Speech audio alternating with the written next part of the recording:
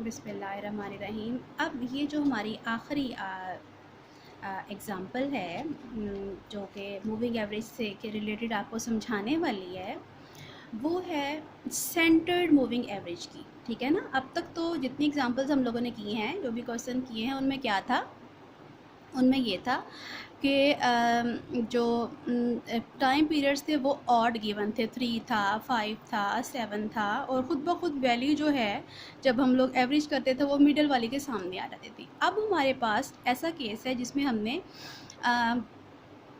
Even number of जो के है हमारा वो 4 है, इवन नंबर है, जिसकी वजह से जो एवरेज हम लेंगे मूविंग एवरेज वो किसी भी टाइम पीरियड के प्रॉपरली अगेंस्ट नहीं आएगी। तो इस केस में हम लोग फिर क्या करेंगे, उसको किस तरह से सेंटर करेंगे किसी भी टाइम पीरियड के, किसी भी ईयर के।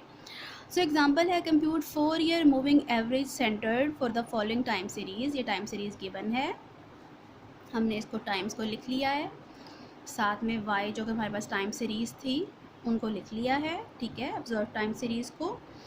अब हमें कंप्यूट करना है 4 ईयर मूविंग एवरेजेस, यानी हमने पहले 4 वैल्यूज़ लेनी है, पहले 4 सालों की 4 values, 50 plus 36.5 plus 43 plus 44.5 divide by 4।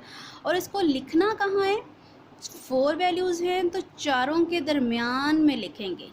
ठीक है, ना तो ये इसके सामने आएगी ना ये इसके सामने आएगी, बल्कि इन दोनों टाइम पीरियड्स के दरमियान में इसको लिखना है।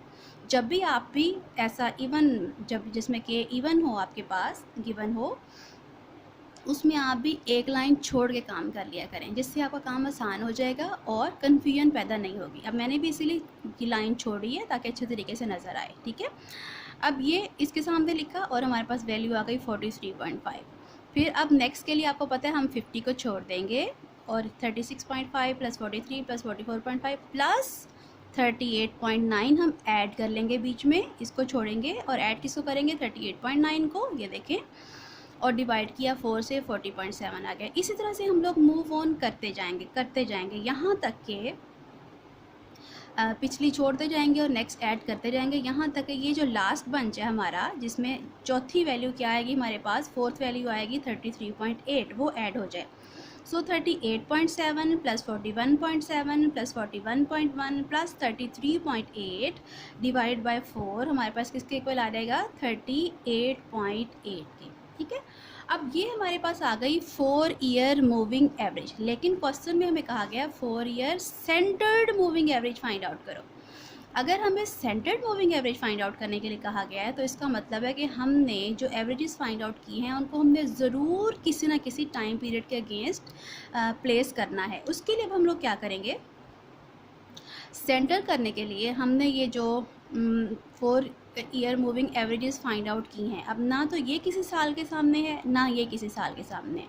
अगर हम इन दोनों की दोबारा एवरेज ले लें, अगेन दोबारा अगर हम इन दोनों की एवरेज ले लें तो ये कहाँ पे आएगी एवरेज, फिर इन दोनों के दरमियान में आएगी, यहाँ पे आएगी। तो ये कहाँ चली जाएगी, 1950 के अगेंस्ट आ जाएगी। ठीक है, तो इसी तरह से हम जब इन दोनों की लेंगे एवरेज तो ये इन दोनों की एवरेज के दरमियान में कहाँ आएगी, यहाँ दरमियान में किसके सामने आ जाएगी, 1951 की। और इसी तरह से हम एक पिछली को छोड़ के अगली को ऐड करते जाएंगे, अगली को ऐड करते जाएंगे, एक को छोड़ते जाएंगे, पिछली को ऐड, ठीक है, करते जाएंगे। तो इस तरह से वो खुद ब खुद किसी ना किसी साल के सामने प्लेस होते जाएंगे। ये देखें, फिर ये हमने किया है 43.5 plus 40.7 divide by 2 equals to 42.1 और किसके सामने आ गया है, 1950 के। 40 अब ये छोड़ दिया, 40.7 प्लस 41.1 डिवाइड बाई 2 40.9 और ये किसके सामने आ गया है, 1951 के। और इसी तरह से ये प्रोसीजर चलाते जाना है जहाँ तक कि हमारी ये लास्ट 2 इंक्लूड हो जाएँ। 38.5 प्लस 38.8 किसके इक्वल आया, 38.7 के, और ये किसके सामने आ गया है, 1956 के। सो इस तरह से हमने centred moving averages find out करनी है, बहुत इंपॉर्टेंट है ये। ठीक है, इनको अच्छे तरीके से समझें और अपनी एक्सरसाइज का क्वेश्चन फिर आप लोगों ने इन्हीं के मुताबिक करने हैं, वो मैं आपको मेंशन करवा दूँगी ग्रुप में। ठीक है, उम्मीद है आप लोगों को समझ आई होगी। अल्लाह हाफिज़।